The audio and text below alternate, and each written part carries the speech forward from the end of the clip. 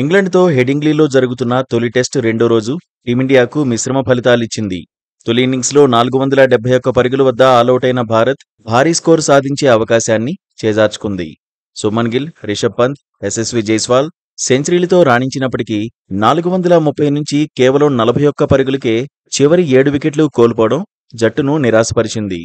England బౌలర్లు Ben Stokes, జో stung భారత్ను కట్టడి చేశారు.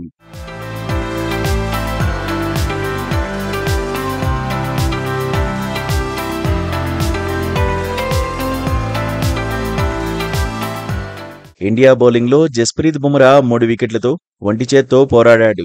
తొలి ఓవర్లోనే జాక్ క్రాలీని పెవిలియన్కు చేర్చాడు. ఆ తర్వాత బెన్ డకెట్, జో రూట్ వికెట్లు పడగొట్టాడు. అయితే సిరాజ్, ప్రసిద్ధి కృష్ణ, శార్దూల్ ఠాకూర్ ఒక్క వికెట్ కూడా తీయలేకపోవడంతో బుమ్రాకు మద్దతు లభించలేదు. ఫీల్డింగ్లోనూ జడేజా, జైస్వాల్ కీలక క్యాచ్లు జారవిడవడం ఇంగ్లండ్కు కలిసొచ్చింది. ఓలీ పోప్ సెంచరీతో చెలరేగడంతో రెండో రోజు ఆట ముగిసే సమయానికి ఇంగ్లండ్ 3 వికెట్ల నష్టానికి 209 పరుగులు చేసింది. బుమ్రాను పలువురు మాజీలు మెచ్చుకుంటూనే ఇతర బౌలర్ల ప్రదర్శనపై విమర్శలు గుప్పిస్తున్నారు. టీమిండియా మాజీ కోచ్ రవిశాస్త్రి, సిరాజ్, ప్రసిద్ధి కృష్ణ, శార్దూల్ ఠాకూర్లు ఒక్క వికెట్ తీయకపోవడంపై తీవ్ర అసంతృప్తి వ్యక్తం చేశాడు.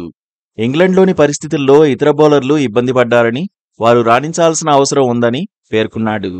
మరోవైపు 3 వికెట్లు తీసిన బుమ్రా పనిభారంపై ఆందోళన వ్యక్తం చేశాడు. ఇక మ్యాచ్లో క్యాచ్లు జారవిడవడంపై మాజీ దిగ్గజం సునీల్ గవాస్కర్ మండిపడ్డాడు. యశస్వి జైస్వాల్ మంచి ఫీల్డరే కానీ క్యాచ్లు జారవిడవడం చాలా నిరాశపరిచిందని పేర్కొన్నాడు.